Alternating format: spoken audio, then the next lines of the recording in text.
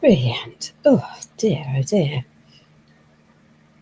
Right, excellent. Cool. It's always a good start. Pick up that.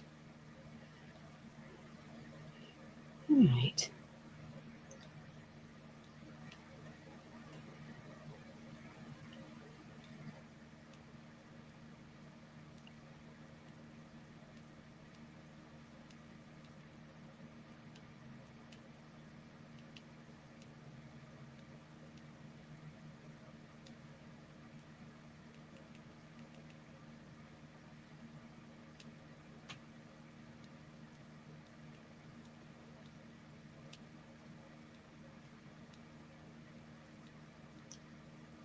Oh dear. Hello, Anne-Marie. Welcome. Dear. I'm just sharing the bit. There we are. Excellent. Cool. That's that one. That's that one. We should just wait a little bit for a few more people to come in. Oh, it's freezing in my conservatory.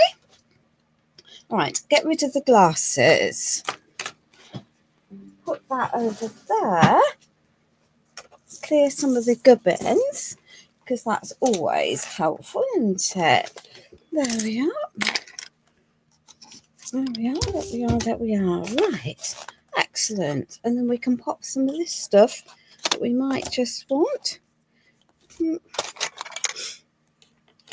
we are, what can I do to start with? And good, we'll start with the blues and the blacks, and there we are. Oh, so good evening, Sheila. Thank you very. Oh, good morning. Yes, I forget that you're in the US, aren't you? It's a very cold evening and very dark in the UK. I have my overhead lights on. I've got my ring light on, and I've got all sorts of things on. Good evening, Faith. Hello, Lorraine.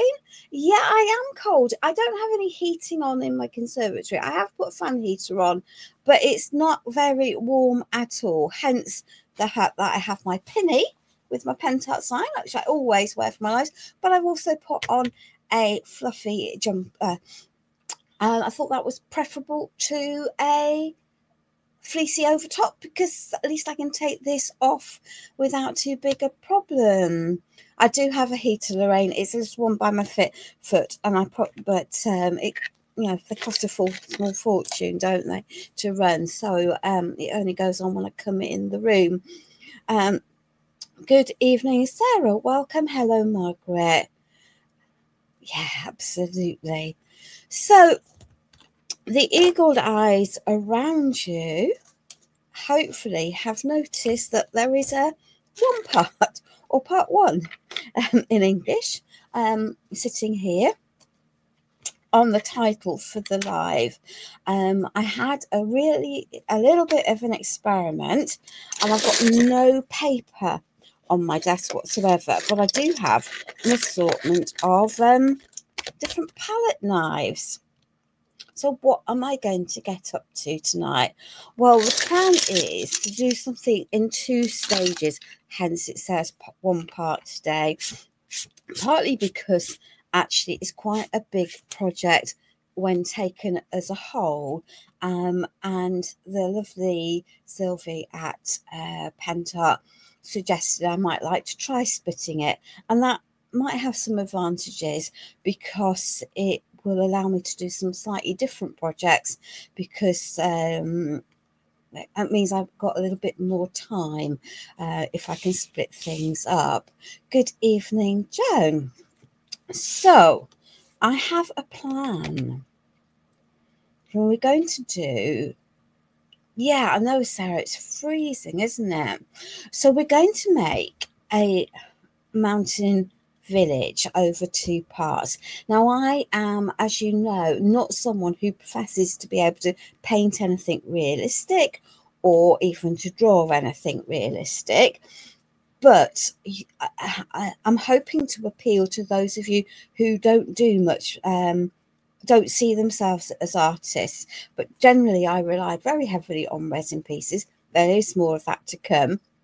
And also rice papers for my backgrounds. But today we're going to talk through how to make a very simple background using the creamy acrylic paints. I'm using those because they're thick and will add texture to your piece.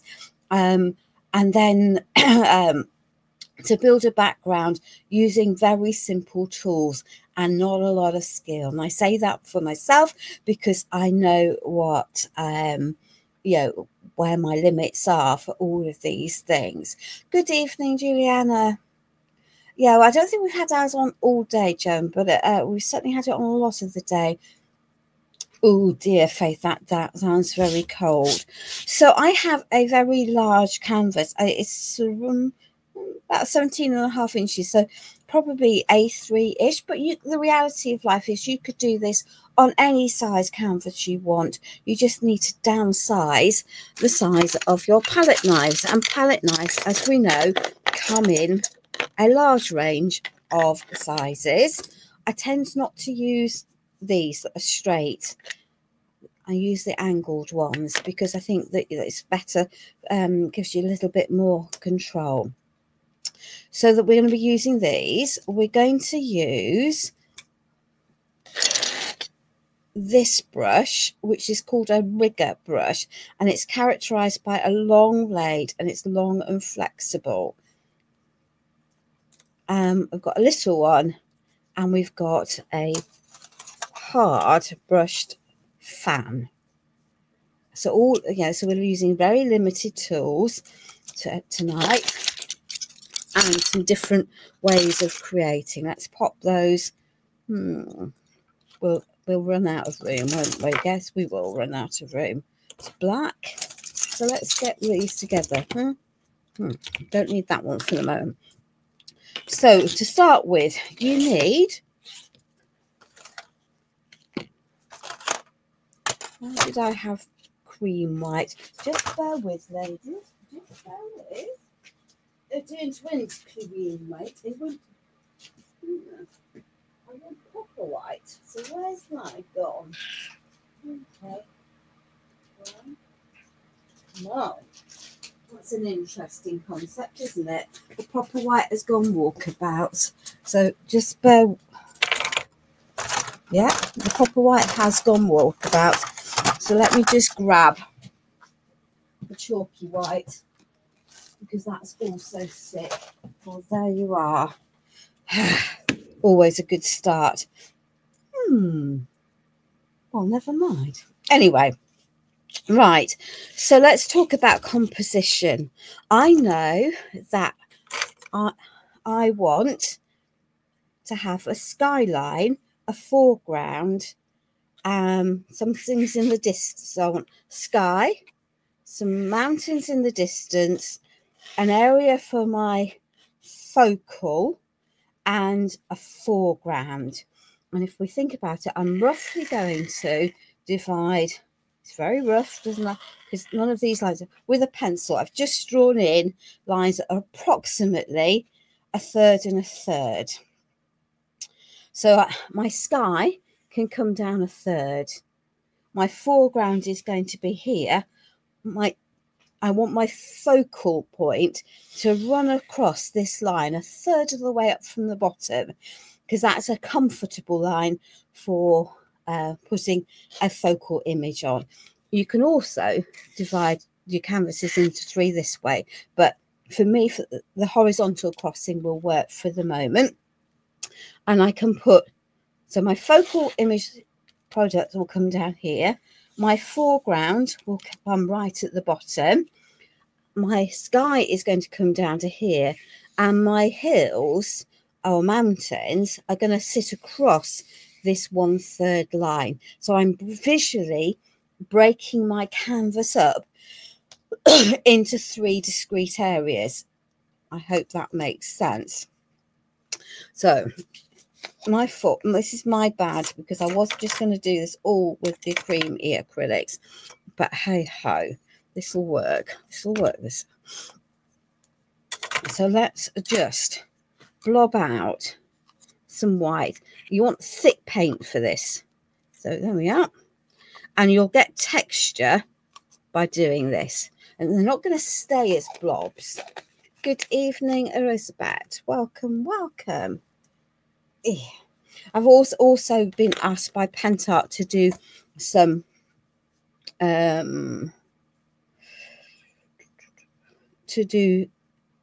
don't necessarily want too much of that dark blue up there. There we are. We'll have some of that. That is the light blue. Okie dokie. And let's just add a little bit of pale grey into the mix. Okay. And you think, really? Is that really going to make a sky? But it will make something that looks vaguely like a sky. It's an impression. So that's all that matters. I will try when I've got time, Sarah. I'm on holiday next week. So all I'm going to do now is smush these together. I can put them out more. And I don't want to mix the colours too much. So if they start becoming all into one, I will add some more colours in. So I'm just creating myself a moody sky by doing this. Well, that's the intention. Oh yeah, let's just put a little bit of that into there. I think we might add a bit more of that and a bit more of that. There we are. And a bit more down there. So we're not going for realistic. We're going for texture, and we're going for some cloudiness. So skies are not one colour, are they? There's quite a lot of actually grey in a winter sky. Don't want that. There we are. So we're just literally going to build this up. So we've got some texture and some dimension. I might need to add a bit more into there, but that's fine. And I know I'm crossing that line, and I know I've already said that I'm going to pop some clouds up there, and that's, mountains into there. There we are. Oops, she says I didn't quite want to do that. There we are. So I've now got lots of texture in here. Don't want that bright blue, so let's smush that out a little bit. Oh, we've got a lump, so let's get rid of that. Okay, and I can go in, but I've got lots of texture and into here, and some depth, and that's fine. Let me just wipe these palette knives down. The other thing Pentart asked me to do is to recap how to use the resin, which is fortuitous because we're going to need resin pieces for next week. We might not have paper coming in this project, but we surely are going to have resin pieces. Okay, so we're going to do some mixing. Let's move that over there, up there just a little bit. So I've got a textured sky over there. And now I'm going to want to create my mountains. And I think that either of those two. This one's going to be too big, but these will work for here. I have, Sue, because my craft room is small. So I have the dark blue creamy acrylic. Because mountains are actually quite dark, aren't they? When you look at it in, at the atmosphere and things. And I have some black. There we are. And I want an edge. So that's going to work. Okay. So we're just going to smush these together. Don't want it completely mixed. And I definitely want some shade in here. Okay, so how am I going to create my hills? Well, I'm going to put a line at an angle. Don't think that's difficult. And smush down. And I'm going to pick up some more of this paint. And I'm getting shades and tones because I'm mixing in my colours. Yeah.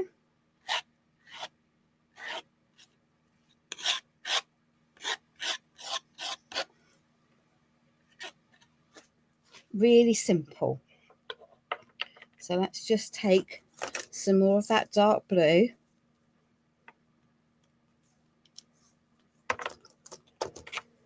I might add a bit less of the black, and that's fine.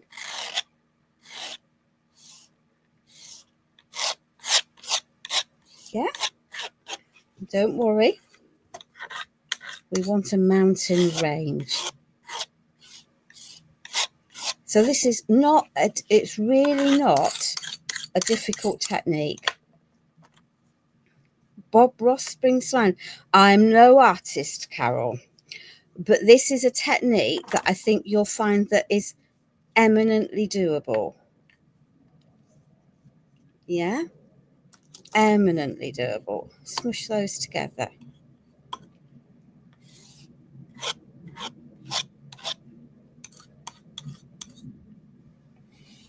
So I don't want them all at the same height. And I might be better pulling some of that blue down. Remember, I want a third of approximately sky.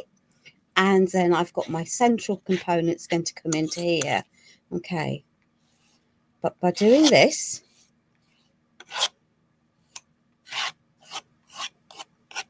I can build up. This will be a thick layer of product. I'm coming down a bit lower, and that means that those mountains will be a bit nearer me, and that's fine. So we might have a bit more. I'm not putting out masses, and I can heighten these because I can add different. So I'm getting texture in amongst this.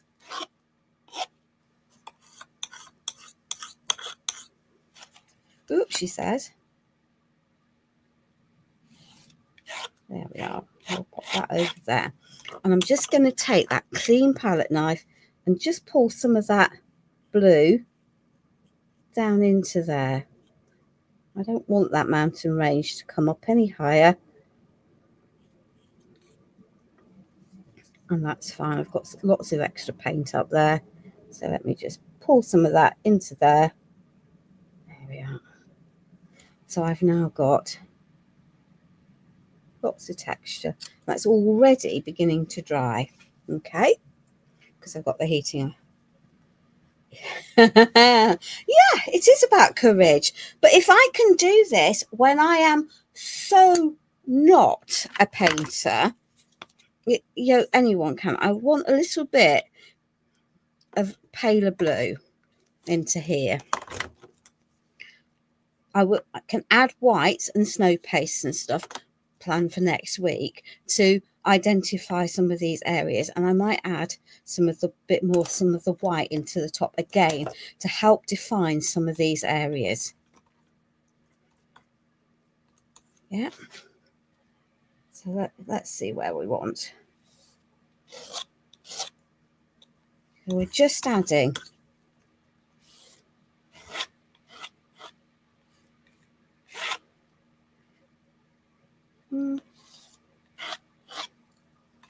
there we are. So let's just add a little bit of rockiness into the bottom of here now with that leftover paint. I'm very clear that I haven't got much definition here. So let me just sort that out so you can see that edges. There we are. Just added a little bit of white into there. I've got lots of paint on here, so it will help mix in. Yeah, it'll all merge in. There we are. and adding that white into there. Yeah, you can see my hills appearing. And yeah, they're stylized, but we've got a mountain range. Yeah, let's just put some of that blue down. What's that leftover paint? Just let's pop it into here.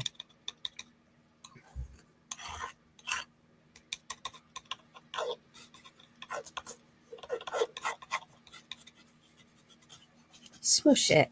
Nothing difficult, nothing complicated about this.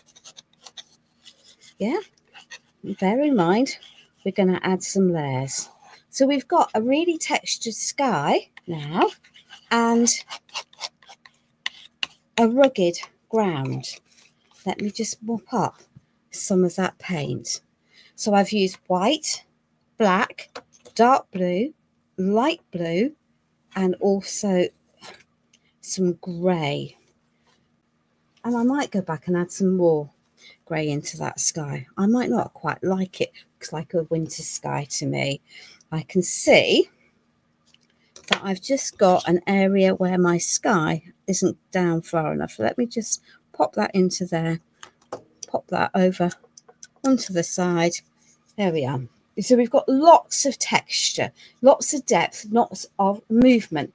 And it's really not been very complicated or required a huge amount of skill set to do that. Yeah, okay. So I need now to put my foreground colour in. Now bearing in mind this is going to end up covered by quite a lot of texture in the finished piece. So that is pine green, and I've got some ordinary green here, and I will add lots to this over time. So we're just going to add some greenery because we have greenery in the foreground, don't we? But before I do that, because I'm a daft bat, I want to have a lake right at the front, because my plan is to build my mountain village around there, if that makes sense.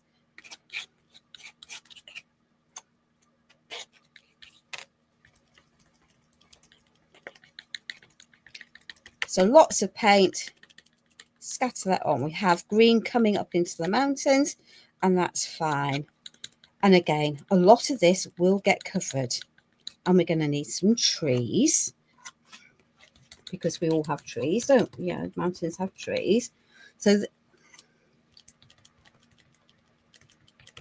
we are. So literally I'm just building texture. Now I could use, I guess, some of the moss paste or grass paste, but I know that I'm actually going to use some real moss. So just building up, and it's looking quite dark, but then it will be, won't it? There we are. But we've got, yeah, we're getting colour, and I'm not going to have too much. There we are. As I say, I know that I want my pond to be there. Might need some more. There we are. So this is not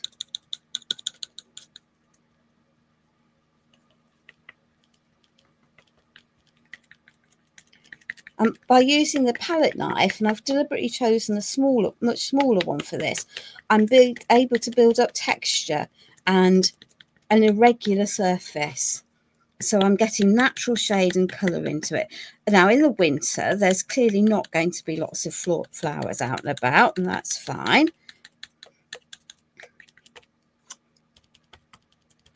There we are. So that's the plan so far. Are you following me? So this is something I think you could pop this video on, get a limited number. You want nice thick paint. That's why the creamy acrylics are working. There we are. Let's get rid of some of that. Some of the white won't matter because I can cover that anyway, long term.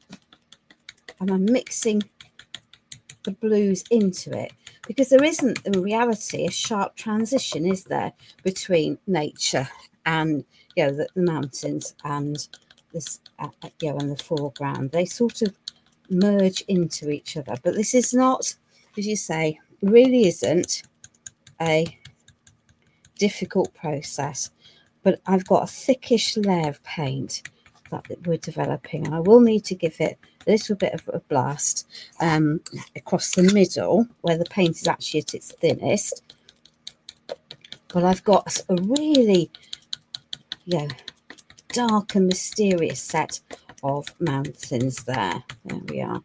And I and then, as I say, I'm deliberately using my paint palette knife for this painting because I think we're all scared of brushes.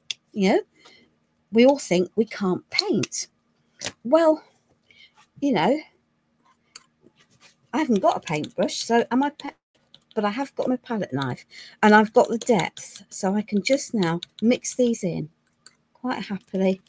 There we are. Definitely want some more of that darker into there. And you just need to be careful not to have them too, you know, mixed too much, the colours. But it's just going to, and if I bring some of that darker colour down with me, that's also fine, because that's the reality, isn't it? There'll be a transition between the sun, the sky, and the grass and the mountains. I'm sorry about my computer binging. There we are. So I'll put some more of that up there. But this is not uberly difficult. And that's the whole purpose of this, was to say, let's do something different. Let's do something that takes us outside our comfort zone. Maybe allows us to grow a little bit with that in terms of our artistry. Maybe it puts the fear of God into you, I don't know. But I'm just going, you know, I'm literally just, you know, creating my grass, my rugged ground. As I say, a lot of this will end up ultimately covered by models, yeah, by my village. But we're just creating, hopefully, a little bit of a scene. We haven't used masses of paint, but we've definitely got texture. And I can come back in. This is just but a layer. There we are. Let's get rid of that. We've got some areas of white. Again, that's not going to matter because we're going to have a, you know, some trees adding into there. We're going to be adding some snow paste. And I've got a lot of green paint there that I am now going to be sacrilegiously naughty and get rid of. But this is not a difficult technique. But I've got mountains, I've got greenery, and I need to break that transition, because actually the reality of life is that we have trees that block that image, don't we? Good evening, Blanche. Welcome, welcome. Right, so let's just, I'm going to pop my water into here, and water's dark and grey, isn't it? It's not bright blue and things. So this is lead grey. So let's put a pond in, and again, smush those together. So I've got a bluey, dirty grey. That's more like it, isn't it? Yeah. And again, we'll be adding some icy effects to this. So it doesn't matter if we've got, yeah, because bright blue is definitely not water, what water in a pond in the mountains looks like. It's quite dark. It reflects the light, you know, what's there, isn't it? I'm not going to draw reflections of houses. That's beyond my ability. I know my ability. But we're going to have a pond. something that vaguely looks like some water. There we are.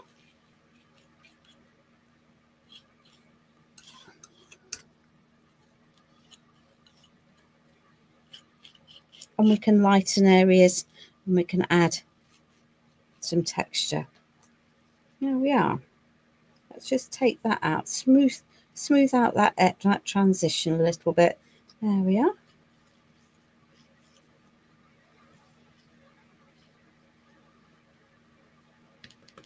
Let's get rid of again. Got a smooshed line. There we are. And we can add in a fence if we want to. Not difficult to do. So I might add a bit more blue into that later on, but we'll see. It will evolve. We might need to add a little bit more into there. So let's just pop that there. Okay. And then we do need to give this a little bit of a dry, because I'm going to I want to add in some trees. I don't need all of it to dry because we're going to put it on the side to dry the rest of this to dry naturally.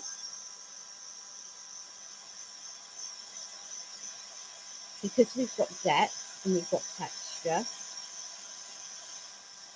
So I do want this area, the transition between mountains and greenery, to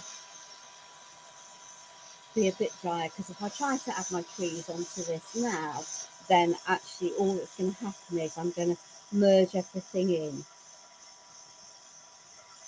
Here we are. Just bear with while I just get some of these dry. And that orange on there is actually light reflecting, but actually we might put some of that in ultimately, because it's a bit like the sun's hitting, isn't it? But I can't do that until I've got that blue dry, because if I try and add it now on my mountains, I will just end up with it all becoming a very muddy mess. Thank you, Coffee Jacks. Yeah, absolutely. It's very murky water. It's a bit more grey than I perhaps want, but that's fine because it's a layer, and that's the key, isn't it? I can add to it. But I probably won't add to it now. And actually, by the time I've added some ice, and I might add, and things onto that, it won't necessarily stay that colour. These are our bases. I just want this area, because as I say, this is a project over 2 weeks,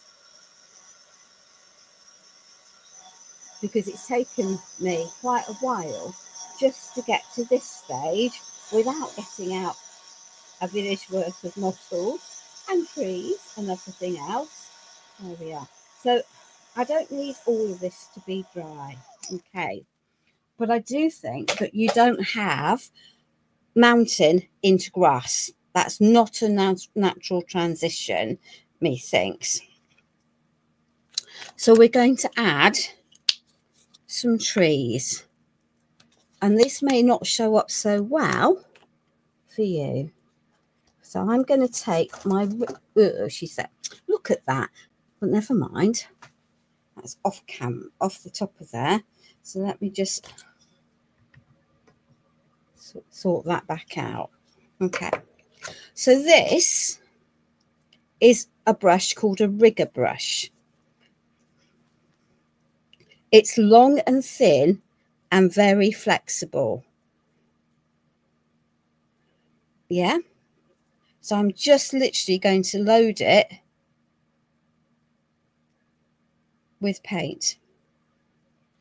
Yeah. So I've literally just rolled it in. And let's put some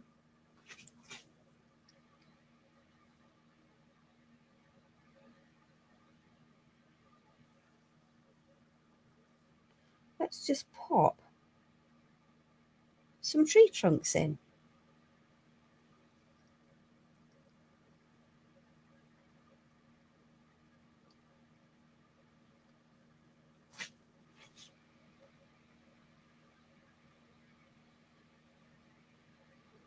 Yeah, so all I'm doing is drawing lines. I'm wanting them to be reasonably vertical. It's not going to bother me if they're not entirely vertical. And they're going to cross that transition. Okay, so I've got a collection of brown lines there. And of course I got rid of that green paint, didn't I? Because I'm a wally, but oh well. Right.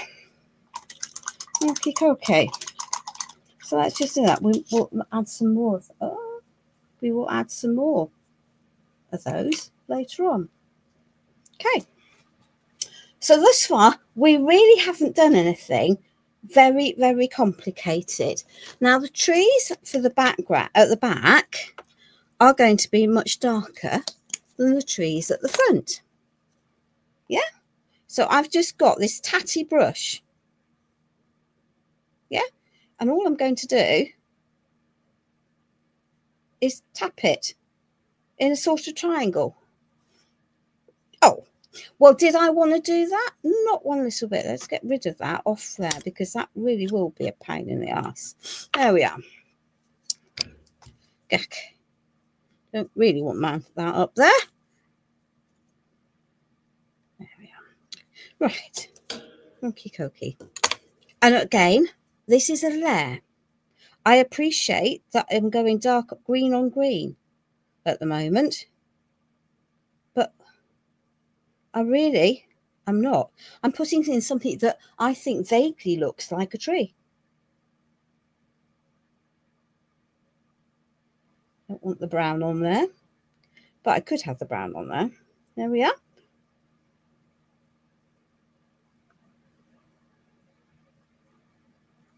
Yeah.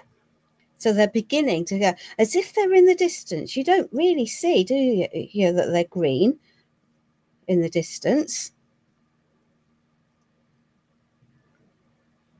Yeah. It's really not that difficult. I'll lift it up in a minute because I appreciate that it is quite dark. But we're really not doing anything that is that complicated. But I'm breaking that hard transition between where I've put the blue, the mountains, and the green of the lake. Yeah? So I now have, I lift that up, there we are, a collection of trees. Not difficult. Ooh, she says, knocking everything flying. There we are. We'll just pop that back down. There we are. We'll retrieve that. There we are. We'll retrieve that. Yeah? So it's not difficult. And I am not a painter. I've never professed to be a painter or an artist. So let's just add in a few more trees. So we'll add in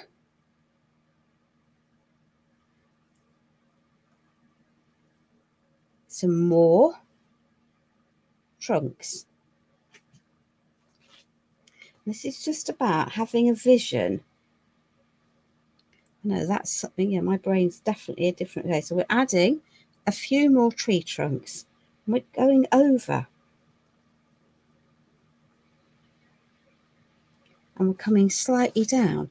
And then we might add some bushes. There we are. Let's add another one into there. Let's just get that rigger brush. There we are. So this is, I think, a technique that actually a lot of people could do. Yeah. So let's just add. Maybe we won't have that green. There we are. We'll use the green that's open. Okay. We really don't have. So let's use that brighter green. We'll get it contaminated because I'm mixed. But there we are. Let's just add some extra trees.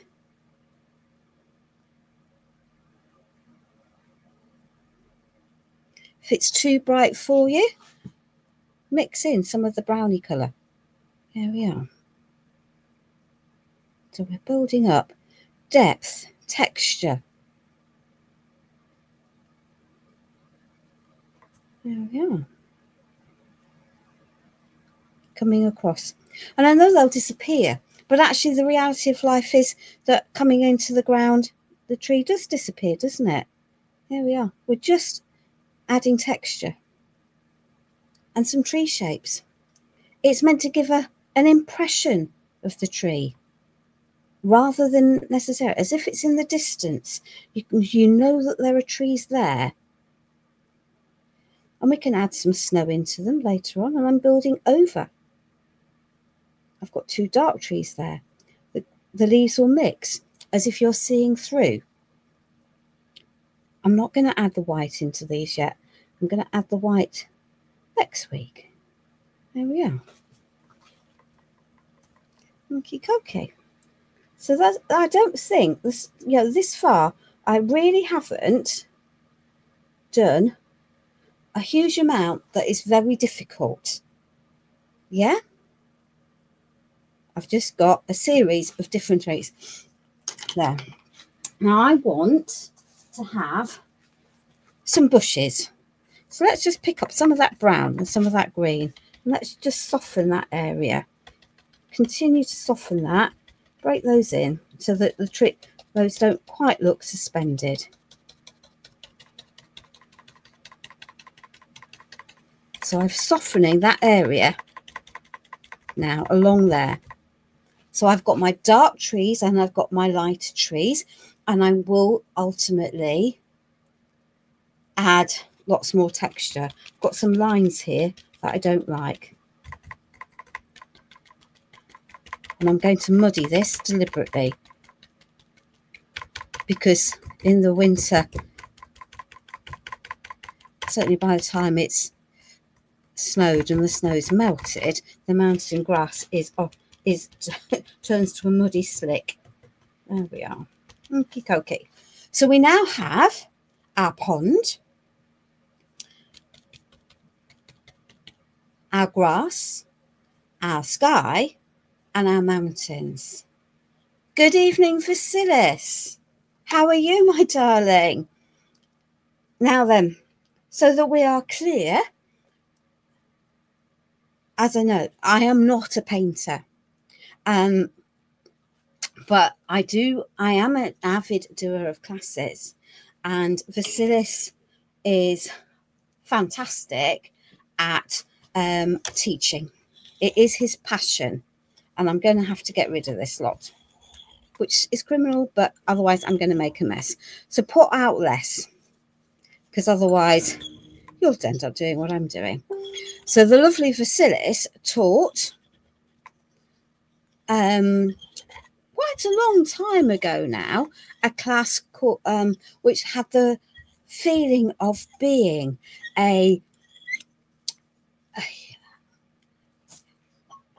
mountain with a Provence feel and lavender feels. So yeah. So and he was the person who taught me to have the courage to pick up that palette knife just to have a go and to develop it. So I now have a very moody, very dark mountain. I've got thick paint on here.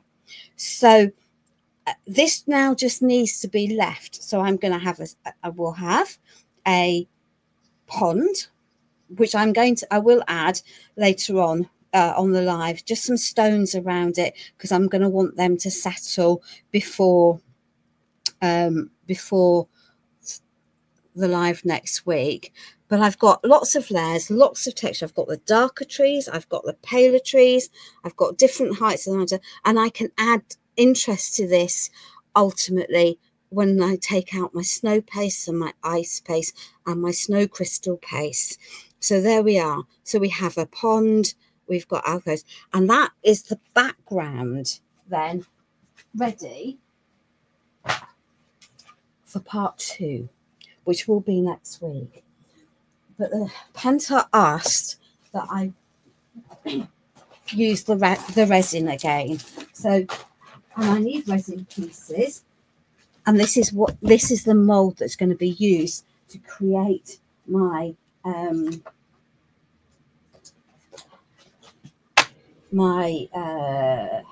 mountains, my village with. I'm not using all of the components, and I have got trays. It surely is, Vasilis. It is, with the creamy acrylics. The new sizes from Pentart that come in the set. This house mold, I think, has been phenomenal. Right, in the meaning, because we know how fanatical I am about safety when it comes to using resin. Resin is a toxic product.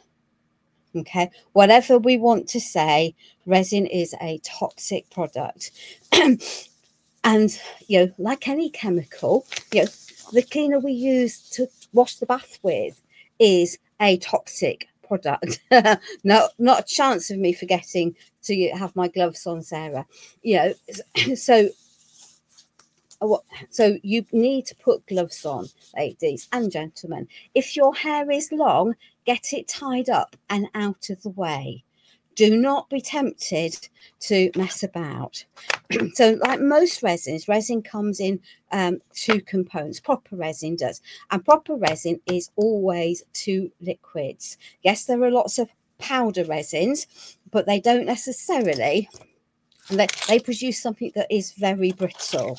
And the joy of this resin, it isn't. So I have my measuring spoons. Because this is a chemical reaction, it's really important that we measure accurately, and we mix thoroughly.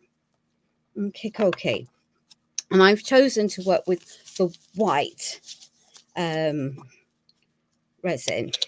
Okay, so my spoons are marked A and B. I don't need to make up masses today. The intention is just to recap how to use them.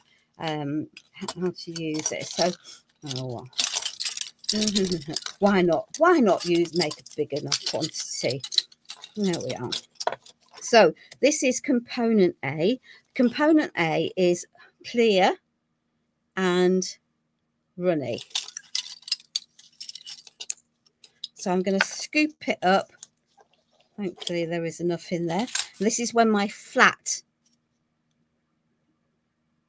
brush comes in, palette knife comes in useful. Okay, so I'm going to scrape off the excess off the bottom, and I'm going to shovel that into there. And this palette knife is flexible, so I can scrape out as much. There is some wriggle room in this in this resin. Okay, but you really, when you're mixing resin, you want to have your components as accurately measured as possible. And you can just pour it into measuring cups. That will work, but you don't need to. Okay, so that's going to go there. That's going to go there. And I'm going to wipe this out now. Yep, absolutely, Joan. You know, once it gets, and it's very sticky, and it will get out of there. Yeah, it will absolutely get in the way if you don't. Okay. So that's that one cleaned. And I have these, deliberately have 2 sets. One comes for component A, one component B. And that way, hopefully, I don't end up with a pickle. Here we are. And we've got a wood stick here. So that's my A component in there. And there is a bit left in that one. So we're going to pop that over to the side. And then this is the B component of the white resin. There we are. And so you can add colour resin tints to these quite happily. And to get it. So the B component has a habit of splitting, and it's a creamy colour. So mix up anything that's come off the top thoroughly. Okay.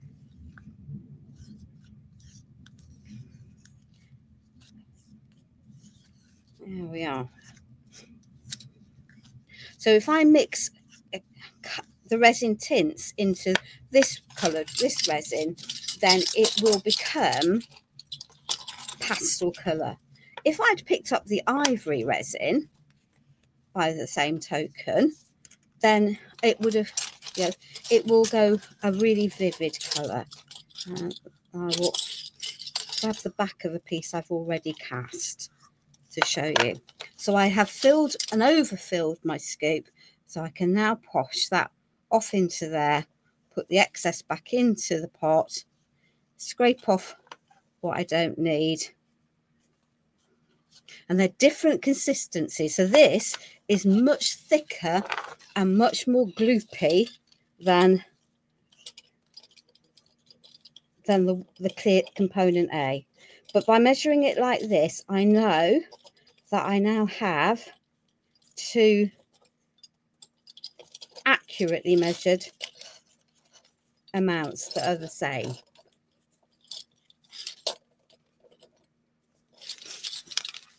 And that is the... Well, that's a whole mountain of stuff thrown on the floor, isn't it? Yeah.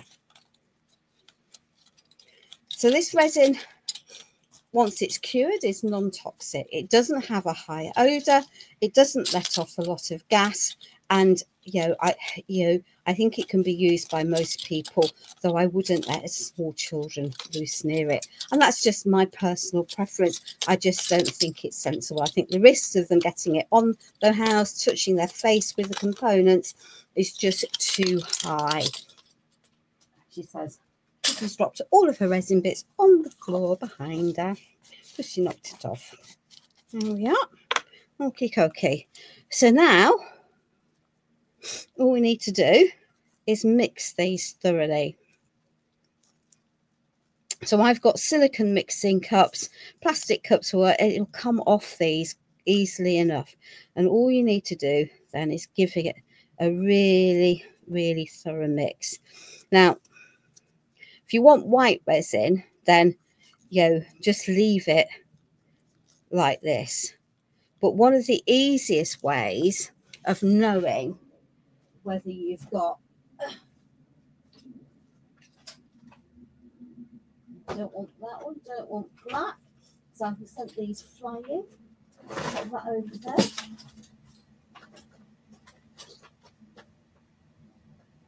I don't really want anthracite. I really want umber. Can I see my umber? There we are. Okay, so one of the easiest ways. So Pentacolor do these things called resin tints, Anthony. So I'm going to use resin tints. Any pigment will do. You can add actually up to up to 10%. Well, 1 to 2% probably of any acrylic paint will add. But if you're adding that into a white base, then clearly you're not going to get a very dark colour. So this is the white resin that I've deliberately chosen, and I'm just going to tint this a little bit. This will give these houses just a little bit of colour. And you can, as I say, you can add 1 to 2%. So but it's a good, adding a little bit of pigment is a good way of making sure that you really have mixed your resin properly. Because if you haven't, you'll get an uneven colour mix. And there's got quite a long working time for this resin. So I'm not having to rush. I'm not having to hassle at all to do this. I can pop that down. Okie dokie. Yeah. So that's resin simplified. So you can add this with lots of different colours. If you add that umber, let me grab the piece that is prepped for next week.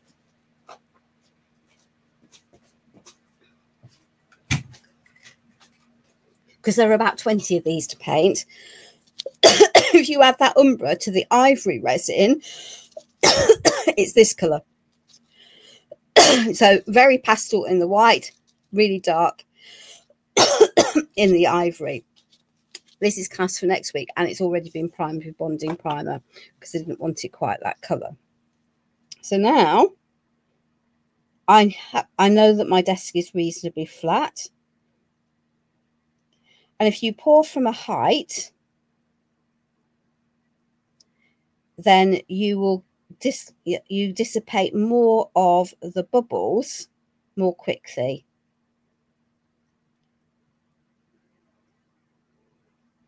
There we are. Ooh, she says, let's do that one, because I can always make more. Okay. So let's just squash that into there. As I was asked specifically to go back through and recap how to use the resin. Scrape out what you want into your pot. As you say, from a height, you will get rid of more of your bubbles. You can always spritz it with some alcohol spray.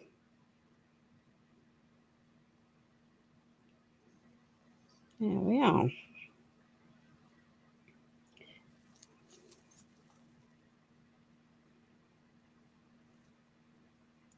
And otherwise, you just let it set in the pot and it'll peel out. Okay. So I can see that there are some bubbles in there, but they are coming out. Doesn't matter. I can refill this because I can come back in and I can top this up at another time. It doesn't matter. The resin will bond to itself. I just don't want to waste the resin that's in that pot. And this is the easiest way I've found of getting as much out as possible, is to scrape it down onto your palette knife, because that goes around the whole of the pot quite happily. And then use the edge of the pot to fill. Okay. And then those just need to be, so I can see I've got air bubbles on those, and I haven't got my alcohol spritz out because it's all gone flying. So I'm just going to pop those bubbles with a little bit of heat. There we are. More bubbles will come up to the top, ladies, over time. So you can, if you're minded about bubbles, then you need to come back in about an hour's time or 20 minutes time. So this resin sets on a warm day in an hour to an hour and a half and can be demolded and then shaped quite happily around other sort of, around structures. So it has a reliable demold time, and when it is very flexible, you can take it out, shape it around your curved surface, and then tape it in place and let it cure over the next few hours. Now, so my headache now is going to be to transfer this onto a safe surface without making too big a mess. There we are, out of the way. Okay. And you notice that I haven't taken my gloves off until then. So I now take the top of my glove and pull it, and I'm using the glove to protect me here on the outside, so I have not contaminated my hands with any of that resin, and those can go safely in the bin. Does that make sense? Yeah, so it's easy. Let's just pick up our painted background. Yeah, all painted by me by hand. Okay. So I'm just going to give this lower bit now a little bit of a blitz, and we're going to add some rocks around the bottom. Technically, no, Anthony, you don't need to prime that resin if you just want it to be left that colour. So for me, the ivory resin pack is brilliant because it's not really ivory. It's a soft browny grey, almost skinned white, Caucasian skin toned. So So, if you're doing something that a face, you can leave that as it is. Or if you've got legs, so like Stamperi's ballerina mold, where you might not want to paint the skin, it's all there ready. So you don't have to. My preference is to prime it, but you don't actually need to. But that's the same as if I was using the amazing casting resin. So my pond is very brown, but that's really grey. I might add some extra into that, but I will do that once I've settled down. There we are. Let's just get that wet blob. It's going to be so wet. Okay. So I've been visiting my favourite. Let's just pop those over there, over there. Take that up over there, pop that over there. My favourite. What's happened there? Oh. Oh, grief. My screen went blank and I thought I'd lost you. Thank you, Anthony. So it's all been done with a palette knife. So I have got from a floristry warehouse, so relatively easy to get. Just some stones, keeping to the natural thing. Yeah. So let's just shovel along my pond edge.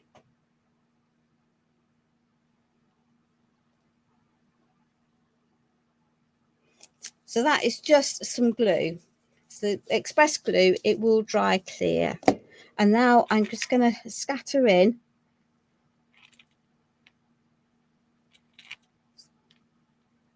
some stones. And I'm deliberately picking out fairly flat ones. Use what you have. I'm a great believer.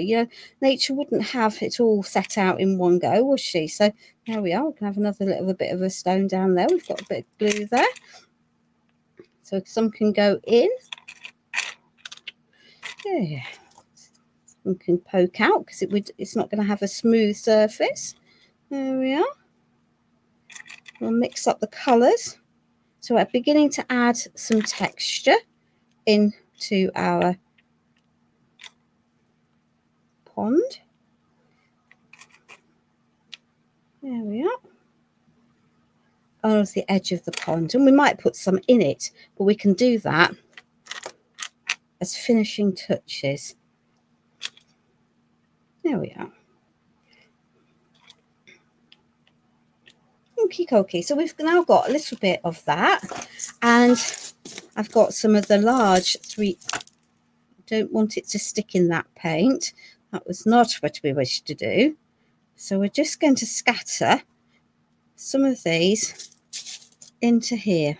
They'll pick up those extra bits and just add a little bit more rocky texture into our piece. We don't need masses. I know, I'm picking things up by hand. You can always add more glue. That's not a problem. There we are.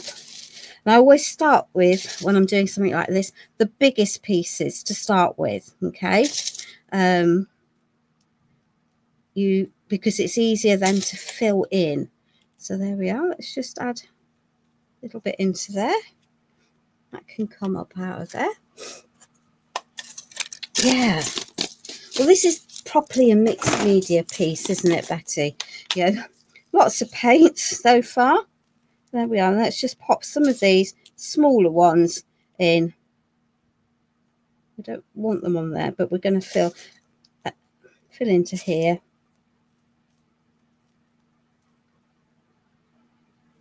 So there we are. Let's get rid of that off there, because that's why I needed to dry that paint, because I knew it was going to be a bit of a pain otherwise. Okie dokie. So we now have, let's just tilt that, get some of those. There we are, into there. So we now have our mountains, our trees, our pond, and some resin bits. Okay. And that is the end of our first part. Well, that's the intention anyway. Okay.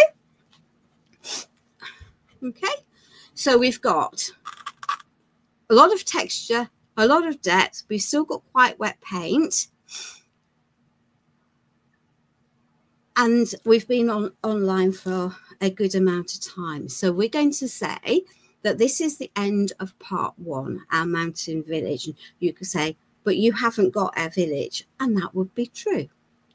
So my plan for next week will be to create my mountain village around the pond.